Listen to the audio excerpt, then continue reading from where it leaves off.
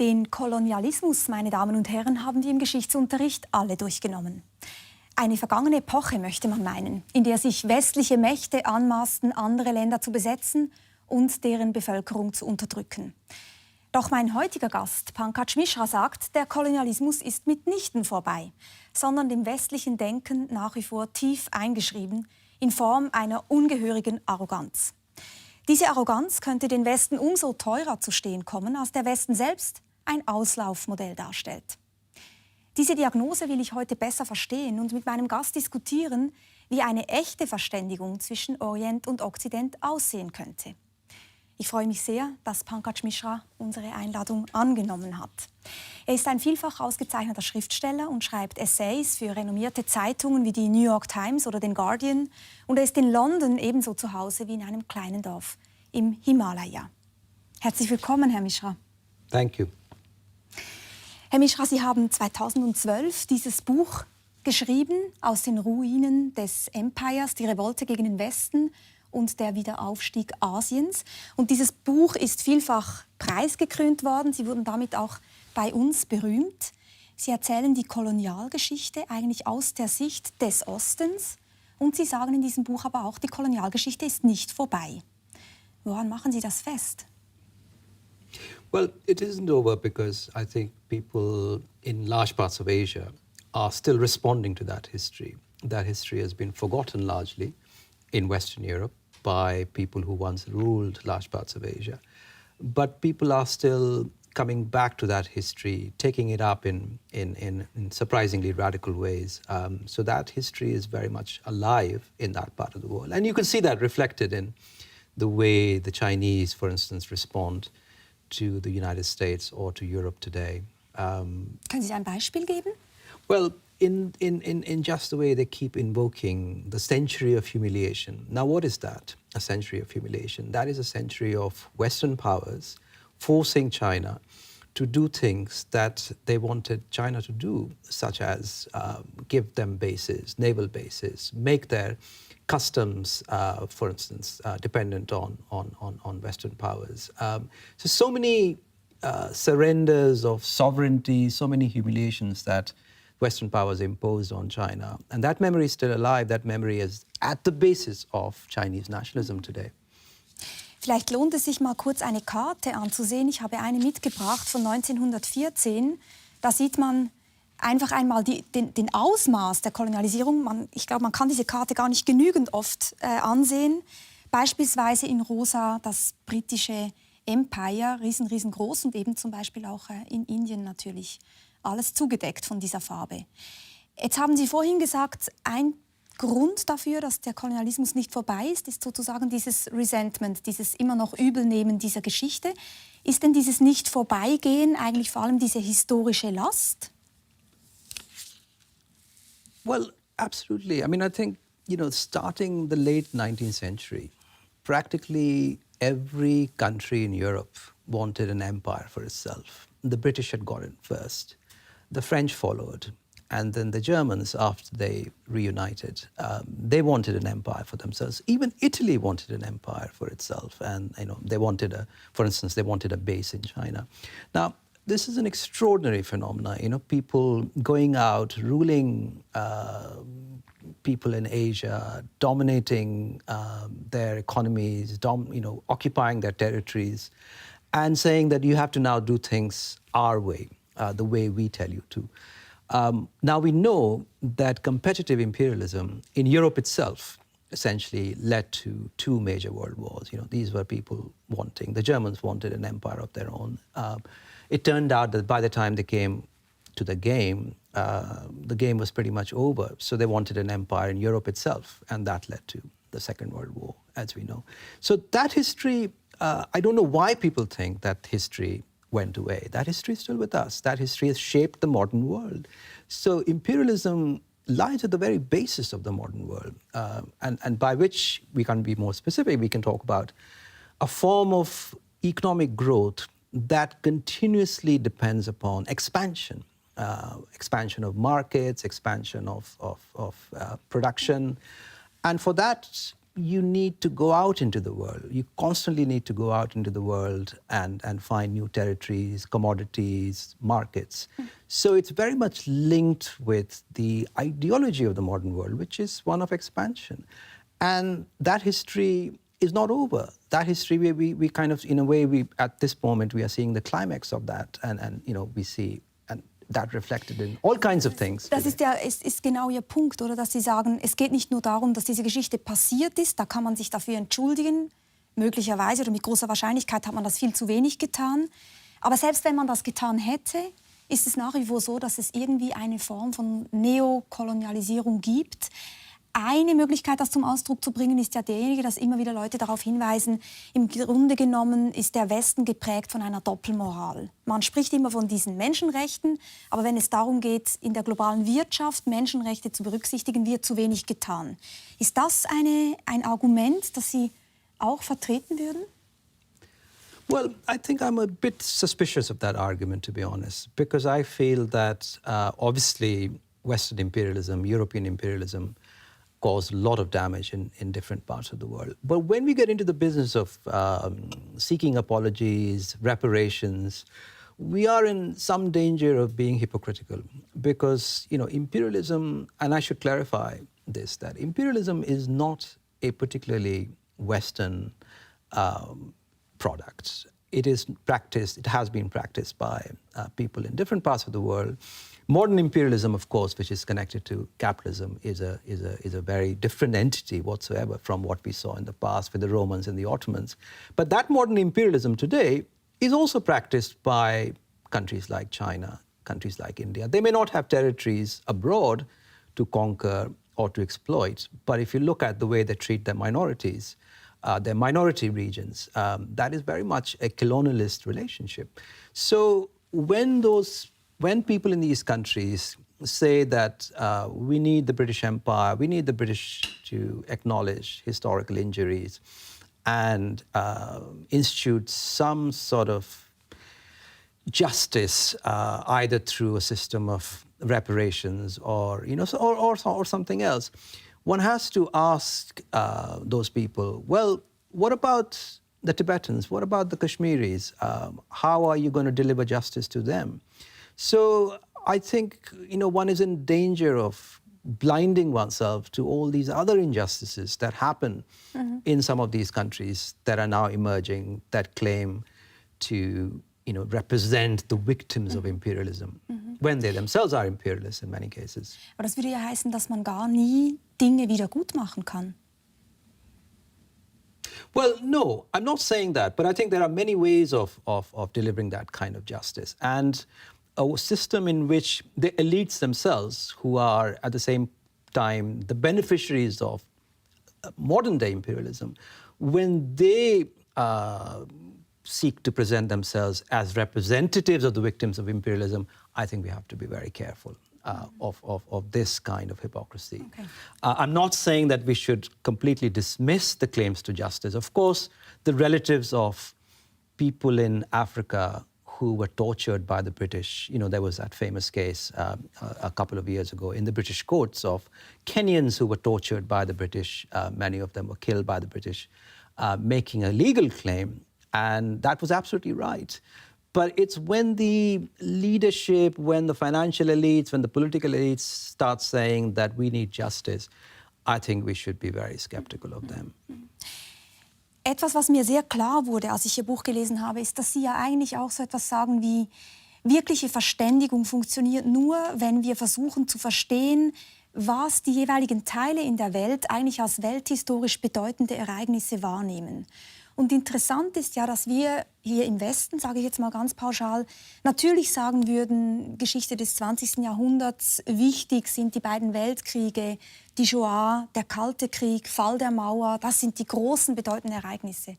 Währenddessen in Asien 1905 das große Ereignis ist. Und dieses Ereignis ist die Schlacht bei Tsushima. Sie haben das hier auf Ihrem Cover abgebildet. Ehrlich gesagt, ich wusste nichts von dieser Schlacht. Es geht darum, dass zum ersten Mal die russische Flotte geschlagen wird von der japanischen Flotte. Also zum ersten Mal eine asiatische Macht, die eine europäische Macht schlägt. Warum wissen wir nichts von diesem Ereignis und warum ist es so wichtig in Asien?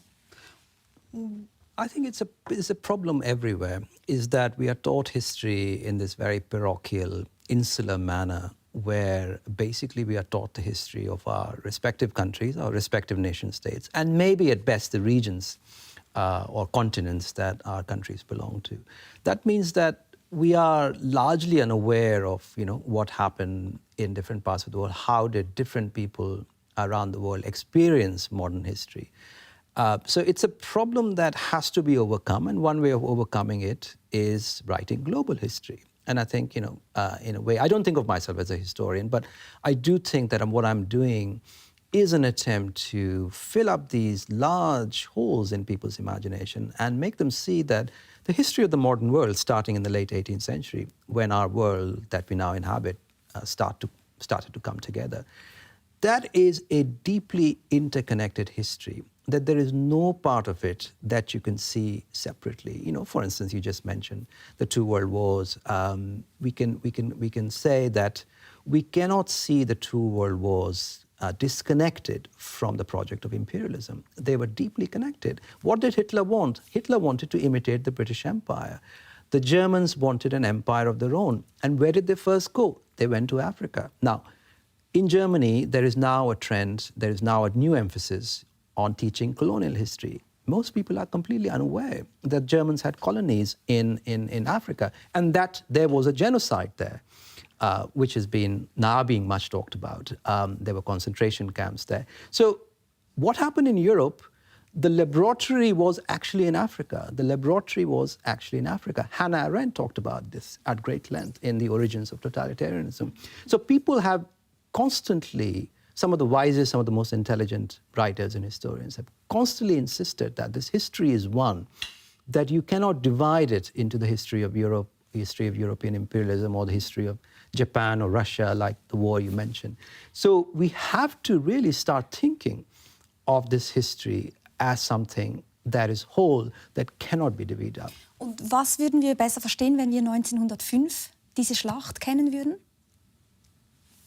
We will see that a country like Japan had been a victim of Western imperialism in the mid-19th century and had started to modernize, industrialize very hectically, quite like Germany was doing, in order to catch up with the West. And that pattern of behavior, that pattern of breakneck modernization, militarization, that was what led to this, what we call the day that will live in infamy, the attack on Pearl Harbor. So suddenly, the Second World War is illuminated from a completely different angle. What we now know of that attack is that Japan just came out of nowhere. These warplanes came out of nowhere and bombed Pearl Harbor, and something crazy happened. Now, where is the long-term structural explanation for Japan's behavior? Not just internationally, but domestically. What happened in Japan internally? Who were the people that the Japanese were reading? They were reading German thinkers. They were reading Fichte. They were reading Liszt. They were borrowing from the German playbook how to industrialize, how to modernize under a largely undemocratic state. So these are the histories we have to become aware of. And I say, this is a history of exchanges. This is a history of people looking at each other. And then Japan, the story doesn't end there. Japan wins, defeats Russia in 1905. And then, as I go on to explain, practically every major Asian thinker, intellectual, writer is inspired by that victory. From Gandhi to Tagore to Atatürk to Mao Zedong, all the famous names that we associate. Das kommt hier auch sehr plastisch vor und ist unglaublich interessant zu lesen, weil eben, wie gesagt, ich kannte dieses Datum nicht unter diesem Titel. Umgekehrt aber wissen wir ja zum Beispiel, oder viele wissen es nicht, aber im Zuge der Recherchen bin ich darauf gestoßen und fand das auch unglaublich interessant, dass in Indien beispielsweise Hitlers Mein Kampf ein beliebtes Buch ist, das man jederzeit überall kaufen kann. Es gilt als Management-Literatur, als eine Art Leadership-Bestseller. Und da würde man ja wiederum denken, ja, aber warum ist dieses Buch so unbestritten, so unproblematisch? Bei uns gab es gerade eine riesige Diskussion darüber, ob man dieses Buch wieder neu herausbringen darf. Also auch da gibt es sozusagen eine ganz andere Wahrnehmung der Geschichtsschreibung und der Bedeutung beispielsweise der Shoah. Well, this is the way in which, the discussion we started out with, that history is still alive. The history of Europe is still alive in different parts of the world, in the way that a book authored by a Nazi leader is still being read, is still being widely read, and more importantly, a political movement inspired by the Nazis, inspired by Hitler and Mussolini, is ruling India today. Now, this is a political movement that actually came into being around the same time as the Nazi Party. I'm talking about the Hindu nationalist movement that is in power in India today. And they thought of Hitler as a great nationalist. My grandfather, a lot of people in my family thought of Hitler as a nationalist who was utterly devoted to making his nation great again, after a nation that was humiliated by Western powers. And what needed to be done in India was what had happened in Germany, which was to weed out aliens, which was to weed out people who did not belong to the national community. And that is what is going on in India today, is the minorities are being stigmatized, the minorities are being ostracized. So that history of Europe, starting the 19th century and then reaching a horrific culmination in the early 20th century, that history is still alive. And people are still seeking inspiration from Adolf Hitler today. Das macht uns aber Angst. It is very scary. It is very scary. But, it just goes on to show that we have been, in a way, feeding ourselves illusions over the last 50, 60 years in the post-1945, post-war period, because Europe had this exceptional growth. Much of Europe had been flattened, leveled into the ground by the war, and there was nowhere to go except up to reconstruct. And they did a brilliant job of it. The European Union, all that came out of it, was a great achievement. But in a way, what we are now discovering is that history we had thought was behind us. The history of conflict, the history of imperialism, the history of competitive imperialism, the history of fascism, the history of Nazism, never went away, really. It will return. Once the conditions that enabled it in the first place, once the conditions return, that history will also return. Nun stehen Sie aber auch für die These zu sagen, der Westen ist vorbei. Das ist ein Auslaufmodell. Jetzt kommt der Wiederaufstieg Asiens. Aber eigentlich sagen Sie doch jetzt, es sind die westlichen Ideen, die da wiederum für neue Zugkräfte sorgen und besorgniserregend die Mächtigen sozusagen verführen in die Richtung eigentlich der Denkweise, die aus dem Westen stammt. Also inwiefern stimmt denn diese These überhaupt, dass der Westen im Untergang begriffen ist? Well, I think the West as a category has become obsolete because the West is now everywhere. So it's very difficult to demarcate a geographical area on this globe here where you can say this is the West. The West is everywhere. It's in Borneo. You've got Louis Vuitton in Borneo, where headhunters used to live. You've got McDonald's in the remotest island in Indonesia.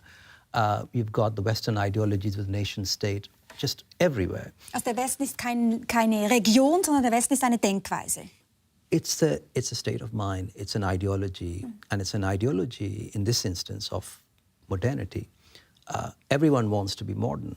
And for that reason, they have embraced Western ideologies, whether it's of industrial capitalism, whether it's of consumer capitalism, whether it's the nation state. All the ideas and ideologies that emerged from Europe at a particular time in its history, starting 17th century, 18th century, they are now universal. So the West is universal. So at the same time, the West is abolished once the West is universal.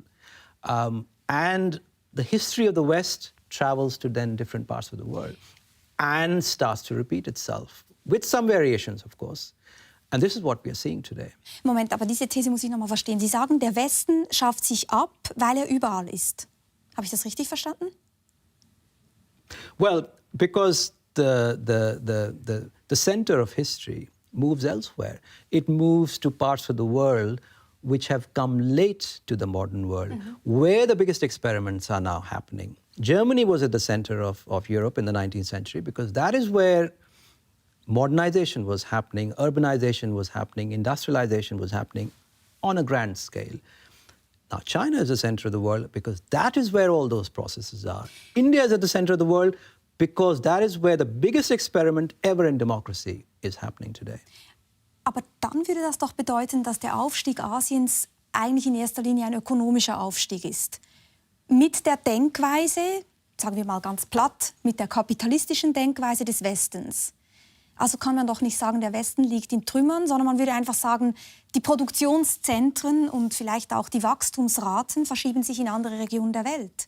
Ist das Ihre These?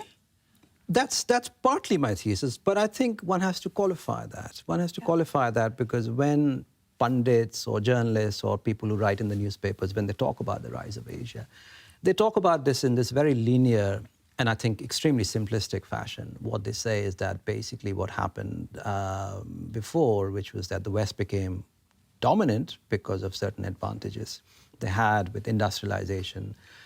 They industrialized early, they colonized early, so they could accumulate a lot of wealth and power. And that process is now reversing with Asia emerging with its faster economic rates and becoming politically, geopolitically more powerful and influential. Now that picture, it's a very simple picture that has to be complicated by saying that at the same time that Asia is emerging, it is encountering on a much grander, bigger, really formidable scale the problems that Europe encountered when it started to modernize and it started to industrialize. And when you include those problems and the scale of those challenges, you have a much more complex picture of what is happening in the world today with the rise of populism, with the rise of authoritarian regimes, with the revulsion against democracy. Otherwise, we are stuck at this very shallow journalistic level of, oh, the West was rising once upon a time, now it's the East that is rising.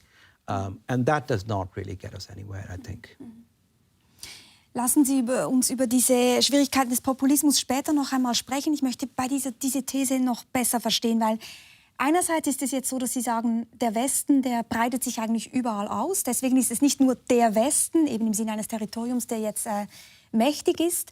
Sie sagen aber gleichzeitig auch in einem Artikel in einer Spezialausgabe von Le Monde Diplomatique, die eigentlich den Titel Ihres Buches hier genommen haben, auf den Ruinen der Imperien, sagen Sie, der Westen hat eine unglaubliche Arroganz und eine Selbstgefälligkeit. Das ist ja doch ein massiver Vorwurf. Was genau werfen Sie denn dem Westen vor?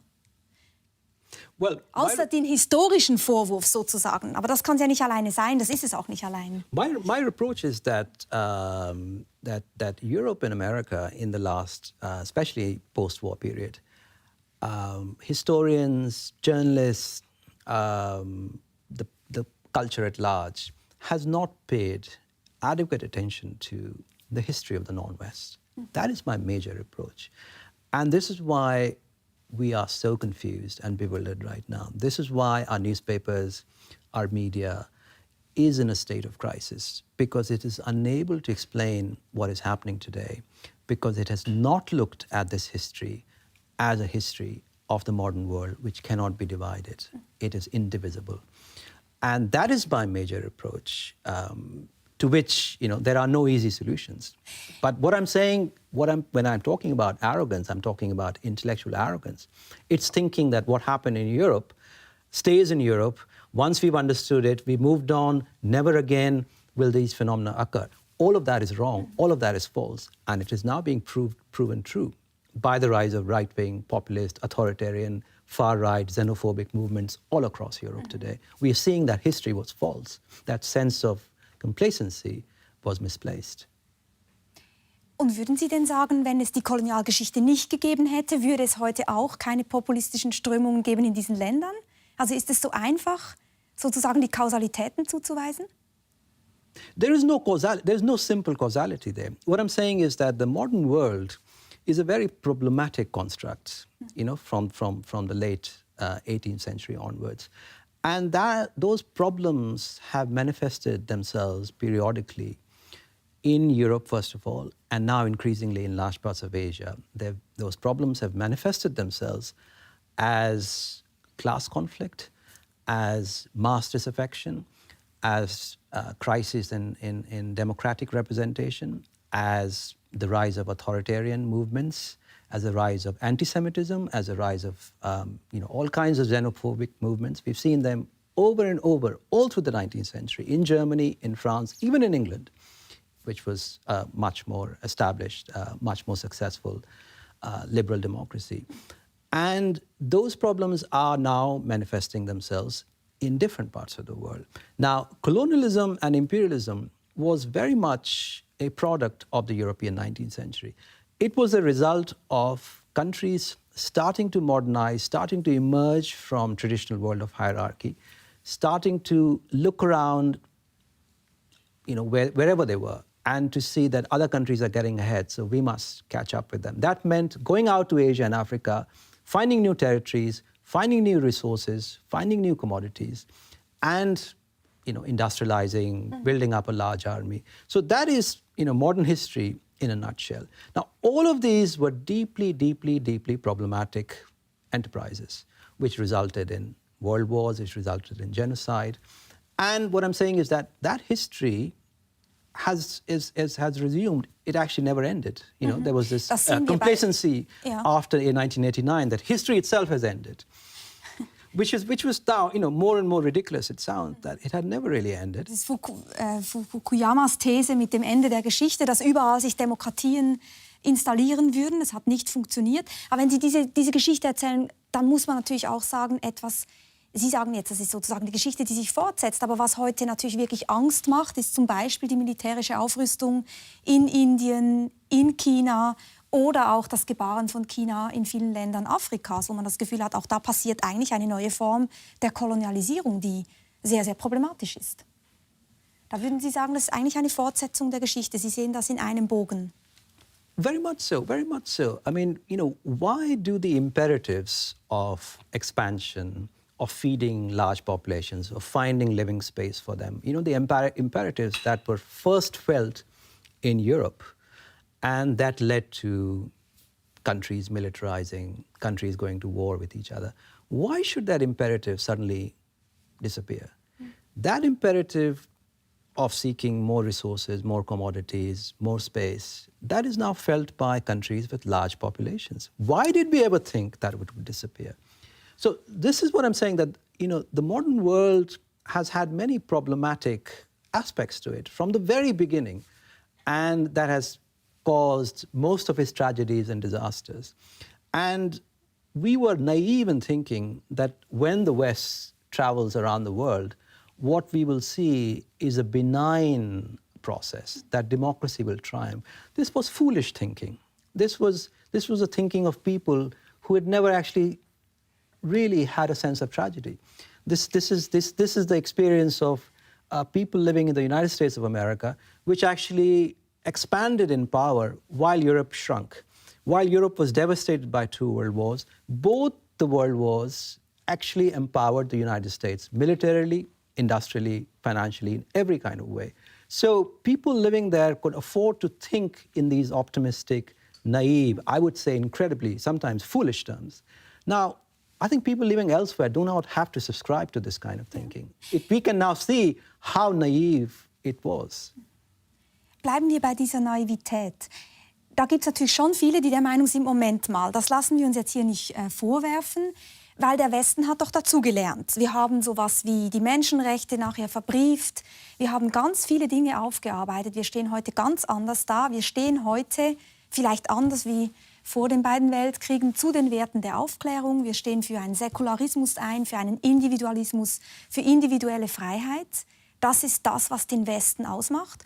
Und ein Intellektueller, ein Historiker wie Niall Ferguson, mit dem Sie sich auch heftig öffentlich gestritten haben, der ja sagt, der Westen ist eigentlich die zivilisatorische Übermacht und soll es auch bleiben. Der ist natürlich der Meinung, um Gottes Willen, wir müssen unbedingt dafür sorgen, dass der Westen an der Macht bleibt. Er war hier zu Gast. Lassen Sie uns gemeinsam ganz kurz anschauen, wie er seine Sicht zusammenfasst. Der eindeutig beste Ausgang aus meiner Sicht ist, wenn die westliche Zivilisation überlebt und vorherrscht. Ich will nicht in einer chinesisch oder islamisch beherrschten Welt leben, denn wir würden unsere Freiheit verlieren. Die Freiheiten, welche den Kern der westlichen Kultur ausmachen, sind es wert, geschützt zu werden. Wir im Westen müssen alles tun, um unsere Zivilisation zu schützen und sie vor Rückfällen zu bewahren. Ökonomisch, technisch, kulturell und strategisch. I think it's a very coherent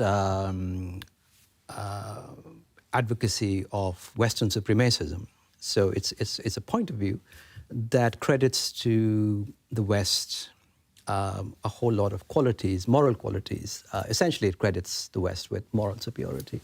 Now, I think I've debated this point of view for so long that it's even tedious to, restart all the arguments. But when we talk about all this, we forget genocide, we forget centuries of slavery, kind of structural violence that is still evident in the United States.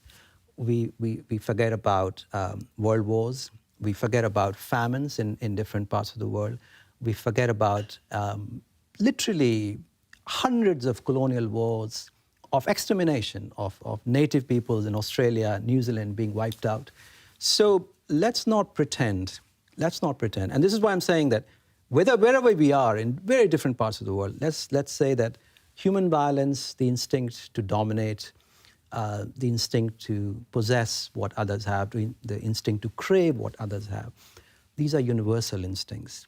And there have been moments in history where certain parts of the world have broken free and created, sometimes, just in sort of 20, 30 years, a culture, a society that is, wonderful. That happened in the Renaissance, that happened in France during the reign of the Sun King, that happened also in Europe after 45, because there were nowhere else to go. You had to reconstruct Europe. And Europe was very lucky in having certain people, mainly, some Christian Democrats, some also, social democrats, who had a vision for Europe and who emphasized the rule of human rights. They emphasized certain values. Why did they emphasize them? Because those values were systematically violated for much of Europe's history. That is why those values were upheld. Not because the West is genetically programmed to emphasize those values, because the West had systematically violated those values. And that is why those values were highlighted. That is why democracy was highlighted, because democracy had been trampled into the dust in Europe itself before 1945. So that is history. This is ideology. This is faith of a kind. This is religion. Let's make a religion out of Western civilization. Now, I think we should grow out of all this. This is very immature. This is very, very naive. We should really, if we want to reckon with what is happening in the world today, we have to look at reality with open eyes. Wenn ich Ihnen nun folge und wir sagen, es gibt diese ganze Diskussion seit den Terroranschlägen. Ich meine, es gab immer schon Terroranschläge. Man muss auch sagen, die allermeisten Terroranschläge passieren ja nicht in Europa. Das verdrängen wir auch immer gerne.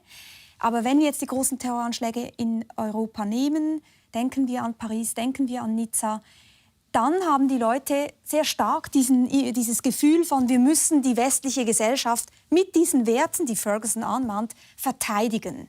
Was sagen Sie denn dazu, wenn Sie sagen, ihr müsst hier überhaupt gar nichts verteidigen, weil diese Werte gibt es bei uns alle auch? No. That's not what I'm saying at all. We have to defend ourselves against violence, against violence by terrorism, also violence by states. We have to also be cautious that states themselves don't go out of control.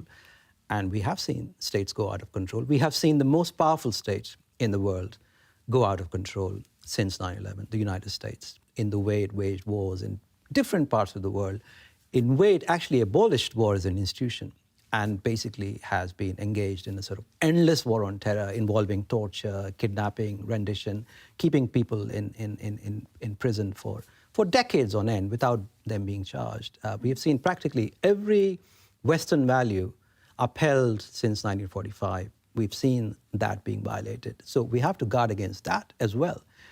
So I'm not saying that one should simply expose oneself. This would be a ridiculous conclusion to have. What I'm saying is that let us understand terrorism. Let us understand terrorism as part of the problematic of the modern world. Where did terrorism first begin? It began in Europe in the late 19th century. The first phase of terrorism was in France, it was in Italy, it was in Spain, it was in Germany.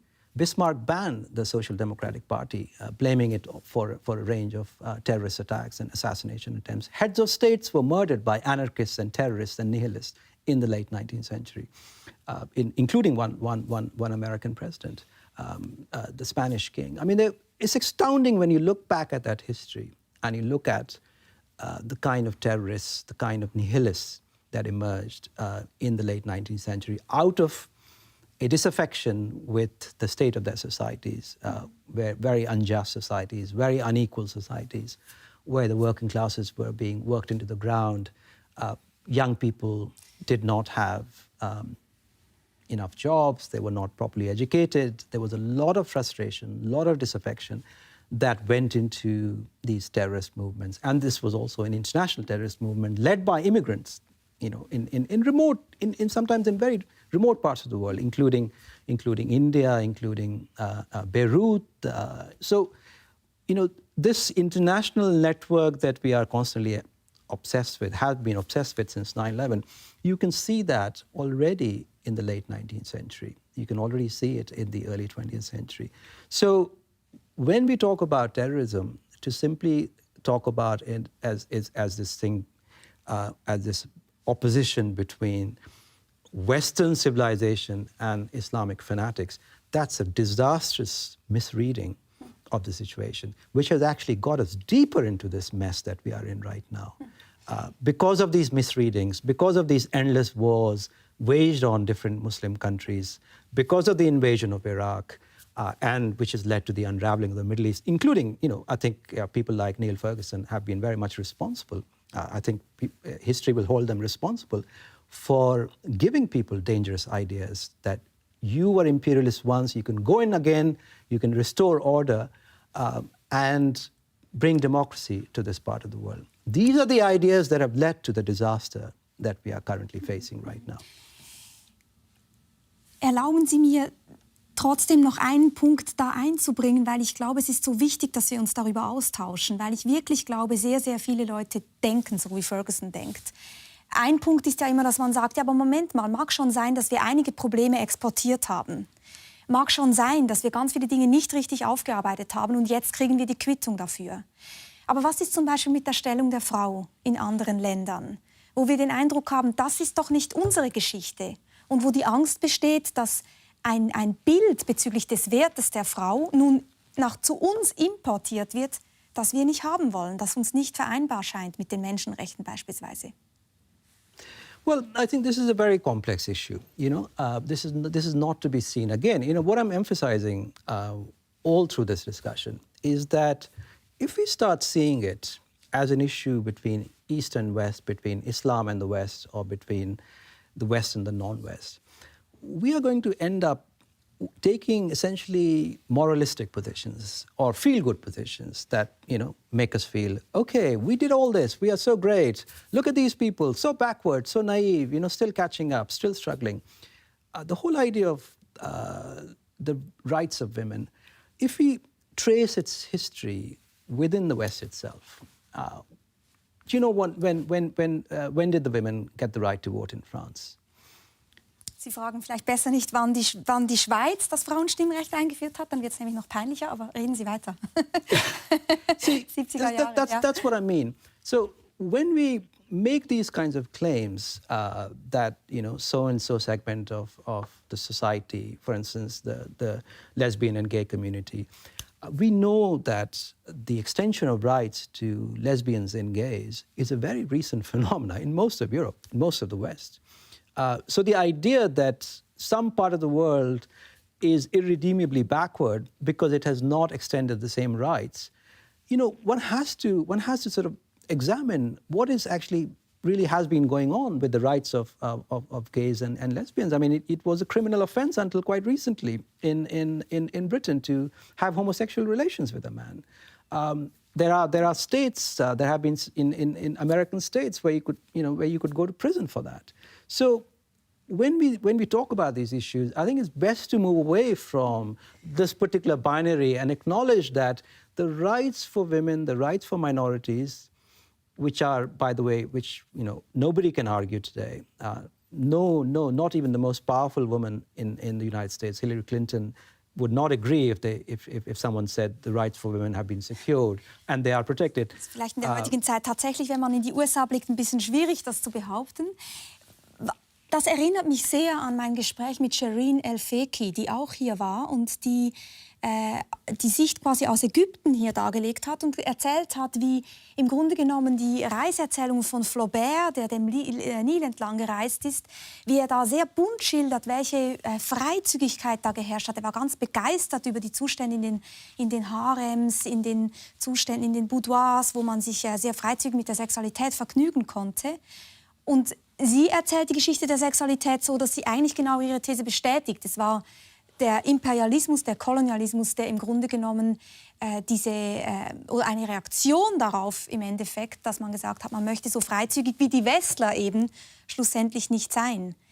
Aber lassen Sie uns vielleicht jetzt mal einen Sprung machen, weil ich denke, es ist ja auch typisch für dieses Gespräch, dass wir beide versuchen, die Geschichte zu verstehen, oder ich versuche sie mit Ihnen zu verstehen, und wir sprechen eigentlich die ganze Zeit über den Westen. Und Sie selber haben ja eigentlich zwei Zuhause. Sie leben einerseits in London und andererseits im Himalaya, in Mashobre, auf 2100 Meter Höhe. Sie haben da ein Teleskop, wenn ich richtig informiert bin.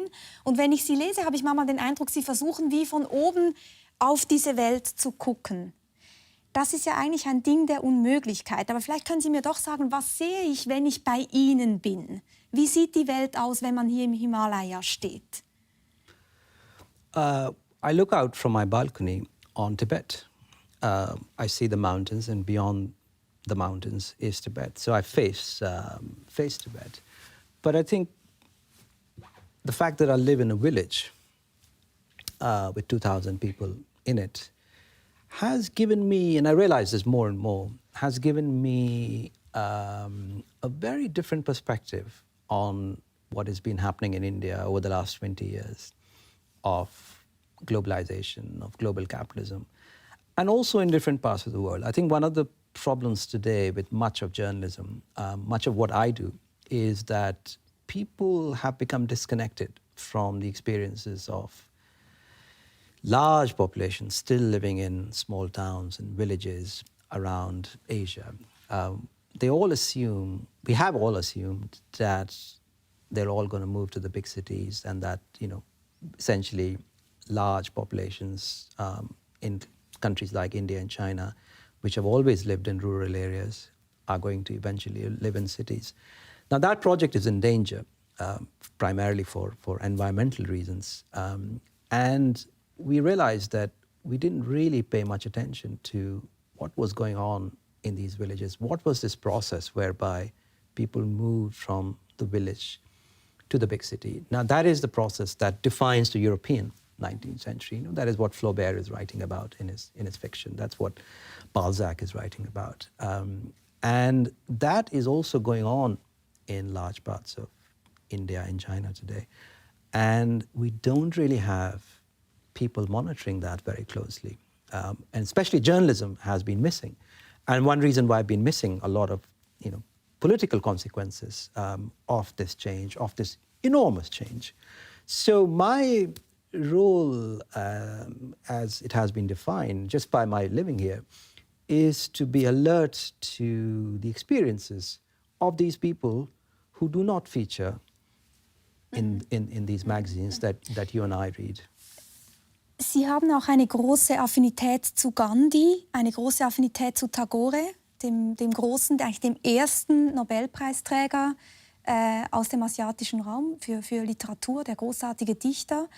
Und er ist ja eigentlich berühmt dafür, dass er immer für Demut und Bescheidenheit plädiert hat. Was lernt man denn heute noch von Tagore, oder wie lässt sich damit, sagen wir mal, Politik machen? Well, I think these are two hugely important figures, because these are, in the early 20th century, there were very few people, both in Europe and in Asia, who were saying that this model of modernization, this model of urbanization, is going to be disastrous, is going to lead to a lot of tragedies and atrocities, and that we should be wary of this, that we should not be in a rush to imitate what Western Europe is doing, because to do so would be to invite all kinds of conflicts and divisions. And Gandhi and Tagore were two people who saw this extremely clearly, who saw that modern industrial civilization, the civilization that Neil Ferguson is advocating, was a deeply flawed construct, and that it had wars and violence built into it. And they, therefore, counseled, advised their compatriots, and whoever would listen to them. Tagore, as you know, traveled everywhere, including to Switzerland, including to Germany, America. Ich habe sogar ein sehr schönes Gespräch gefunden zwischen ihm und Einstein, weil 1930 hat Einstein ihn nach Berlin eingeladen. Die beiden haben sich sehr, sehr gut verstanden. Das Gespräch kann man lesen oder Auszüge daraus. Das ist sehr, sehr interessant. Aber entschuldigen Sie, ich habe Sie unterbrochen. Yes, I know it, and it's a wonderful conversation. And actually, Einstein was very responsive, I think, to both Gandhi and Tagore in this issue. There were Europeans who were very responsive to Tagore in particular. But what he was saying was not heard at that time. He also said the same thing to Japan, that what you're doing is utterly disastrous. He was prophetic. This was going to lead to, major disaster. And, of course, when the Japanese went to war, when they invaded China, long before they attacked the United States, they invaded China, his worst fears were confirmed. And he could see the pattern. He could see the pattern we earlier talked about, that Japan is going to go crazy in its lust for power and wealth.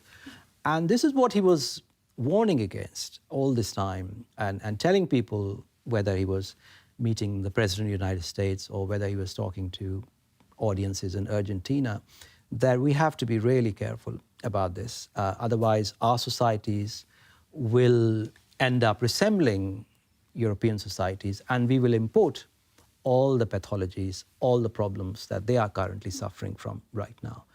And when you look at the world today, I think you would be hard-pressed to find a more prophetic, a more prescient figure than Rabindranath Tagore.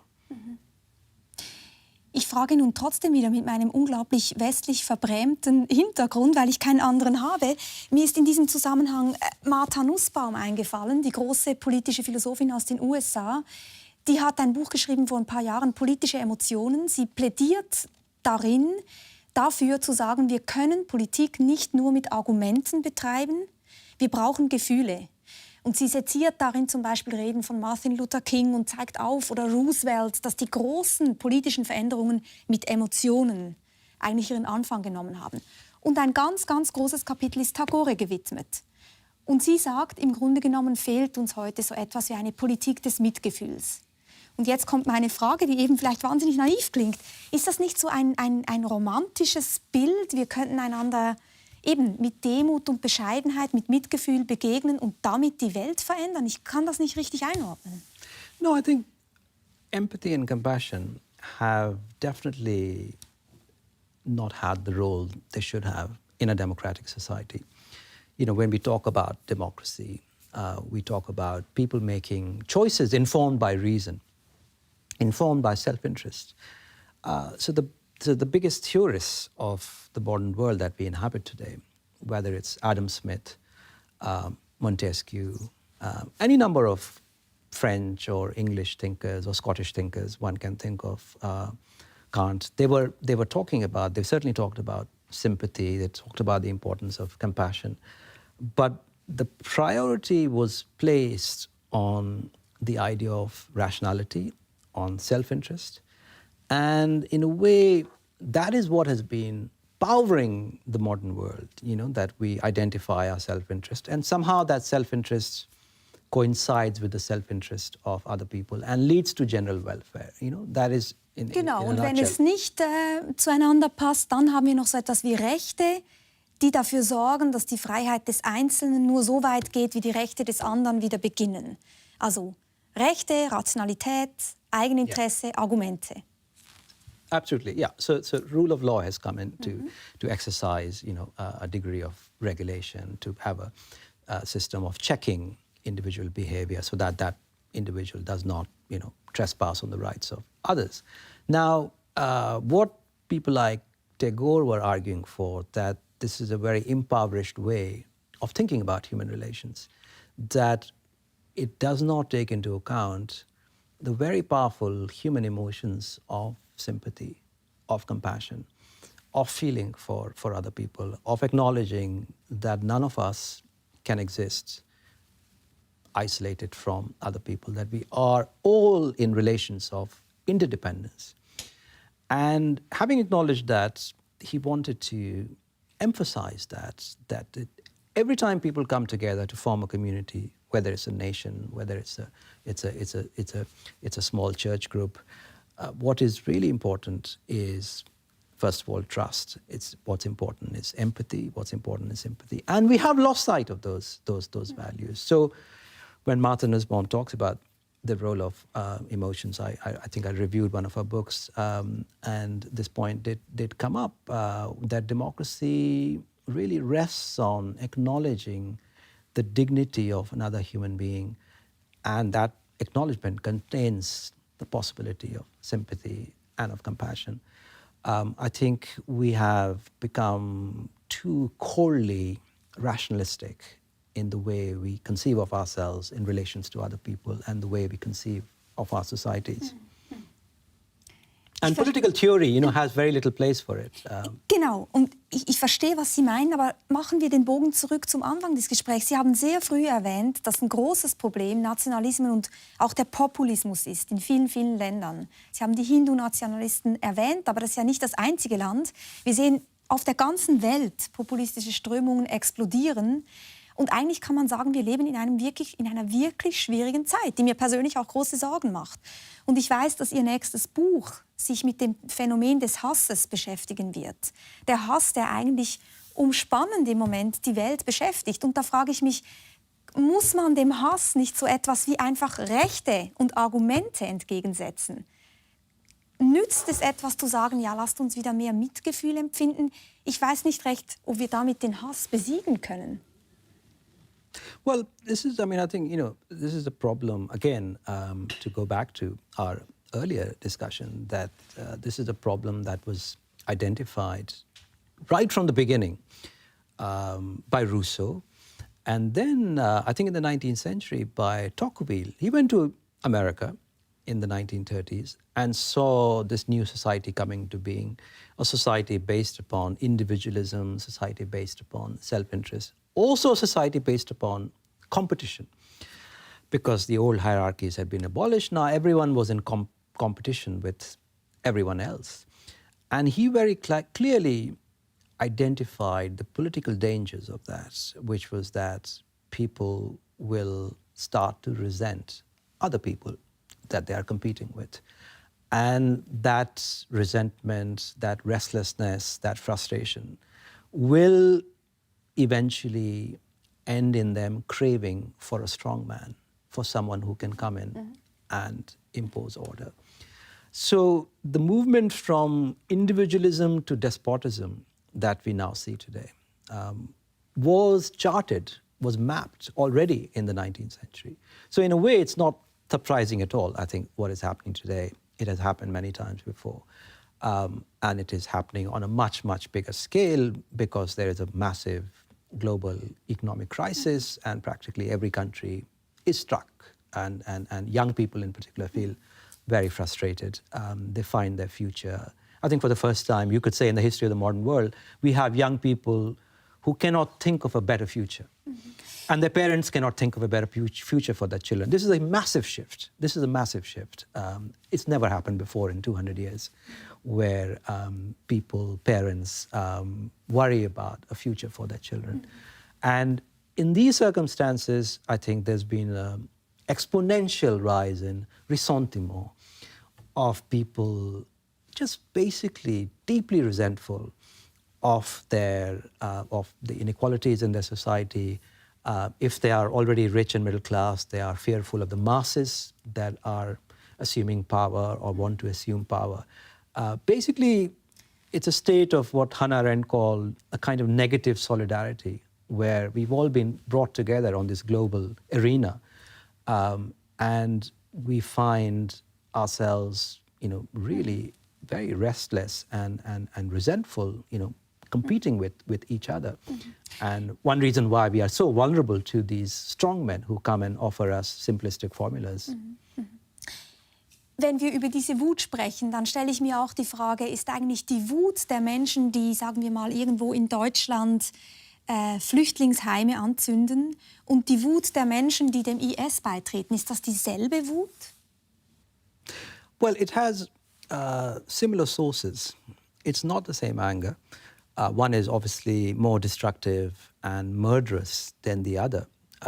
But I think it has its sources in essentially people feeling deeply powerless, powerless against forces that are impersonal, that are anonymous, that cannot be identified, to which there are no known political remedies. And I think in the age of globalization, people have felt especially powerless because the nation state, the guarantor of rights, the guarantor of essentially citizenship, that has weakened.